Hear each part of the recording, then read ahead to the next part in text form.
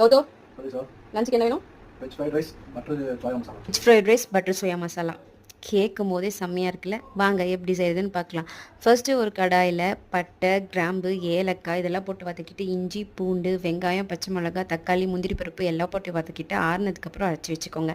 அதுக்கப்புறம் அதே கடாயில் நெய், சில்லி பவுடர், மல்லி பவுடர் போட்டுட்டு அரைச்சி வச்ச பேஸ்ட்டையும் போட்டுட்டு உப்பு, சர்க்கரை, பால் அதெல்லாம் போட்டுட்டு ஒரு கொதி வந்தோடனே சோயாவையும் போட்டுட்டு மூடி வச்சுக்கோங்க. அதுக்கப்புறம் கரம் மசாலா, கசூரி மேத்தி போட்டு நல்லா வதக்கிட்டு எடுத்து வச்சுக்கோங்க.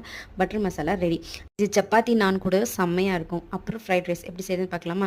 ஃப்ரைட் ரைஸுக்கு கொஞ்சம் நெய், எண்ணெய் போட்டு பூண்டு, ஸ்ப்ரிங் ஆனியன், தேவையான வெஜிடபிள்ஸ் இதெல்லாம் போட்டு வதக்கிட்டு சோயா சாஸ், சில்லி சாஸ் இதையும் போட்டு வதக்கிட்டு சாப்பாடு போட்டுட்டு பாஸ்மதி ரைஸ் நல்லா வடித்து வச்சுக்கோங்க. அது உப்பு, பெப்பர் இதெல்லாம் போட்டு நல்லா வதக்கிக்கோங்க.